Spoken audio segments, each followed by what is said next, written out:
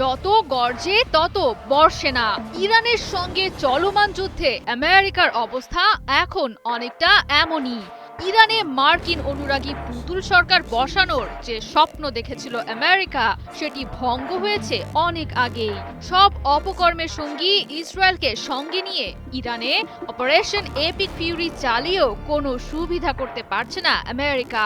উল্টো উপসাগরীয় যুদ্ধে প্রতিনিয়ত যুক্ত হচ্ছে আমেরিকার পরাজয়ের এক একটি অধ্যায়। বিরতিহীনভাবে 2 মাস ধরে চলা যুদ্ধের সম্প্রতি ইরানের কাছে উদ্ধারকারী হেলিকপ্টার CH-47 কে চিনুক হারিয়েছে ইসরায়েলের দোসর আমেরিকা। ধারণা করা হচ্ছে ইরানের তরফ থেকে নিক্ষেপ করা শাহেদ 136 ড্রোনের সরাসরি আঘাতে ধ্বংস হয়েছে মার্কিন CH-47 কে হেলিকপ্টার।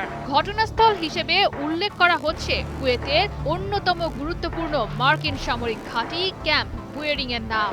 বলা হচ্ছে এটি প্রথম ঘটনা যেখানে ইরানের এক দিক দিয়ে আঘাত করতে সক্ষম এমন ড্রোনের আঘাতে কুয়েতের অভ্যন্তরে ধ্বংস হয়েছে একটি মার্কিন ভারী পরিবহন বিমান।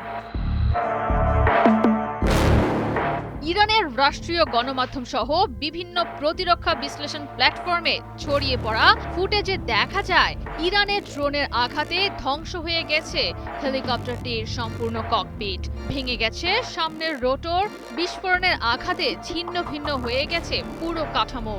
হেলিকপ্টারটি ধ্বংস হওয়ার একদিন আগেই একটি মার্কিন F-15E স্ট্রাইক ঈগল যুদ্ধবিমান ভূপাতিত হওয়ার খবর নিশ্চিত করেছে ইসলামিক রিপাবলিক অব ইরান।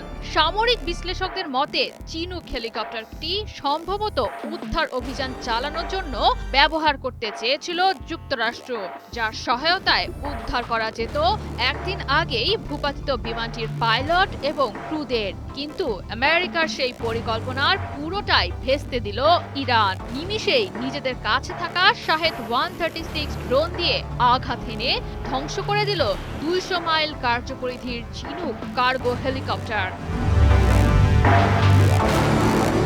সুদূর মার্কিন ভূখণ্ডে বসে মধ্যপ্রাচ্যের দেশ ইরানে যুদ্ধ চালাতে ইতোমধ্যেই বড় অঙ্কের অর্থ গুনতে হচ্ছে আমেরিকাকে। এরই মধ্যে 40 থেকে 50 মিলিয়ন ডলার মূল্যের হেলিকপ্টার ধ্বংস ট্রাম্প প্রশাসনের জন্য সামরিকভাবে বেশ বড় ধাক্কা। তাছাড়া ফাটল ধরেছে দীর্ঘ সময় ধরে কুয়েতকে নিরাপদ লজিস্টিক ঘাঁটি হিসেবে স্বস্তির নিঃশ্বাস ফেলা আমেরিকার ভাবনায়। ইতোমধ্যেই চলমান যুদ্ধে একাধিকবার ড্রোন হামলার লক্ষ্যবস্তু হয়েছে কুয়েতের বুয়েরিং ক্যাম্প। ফলে সেখানে থাকা হ্যাঙ্গার, ব্যারাক, জ্বালানি স্থাপনা এবং বিদ্যুৎ ব্যবস্থা মারাত্মক ক্ষতির মুখে পড়েছে। নিজেদের ক্ষয়ক্ষতির পরিমাণ কম রাখতে আমেরিকার সঙ্গে সরাসরি যুদ্ধে নামছে না ইরান, বরং প্রতিপক্ষকে দুর্বল করতে সরাসরি হামলার লক্ষ্যবস্তু করছে মার্কিন সামরিক ঘাঁটিগুলোকে। ইতোমধ্যেই এর সুফল পেতে শুরু করেছে ইরান। কম খরচে বানানো শাহেদ ড্রোন দিয়ে আঘাত হেনে ধ্বংস করে দিচ্ছে আমেরিকার কোটি ডলারের সামরিক সম্পদ। জয় সরকার, 71।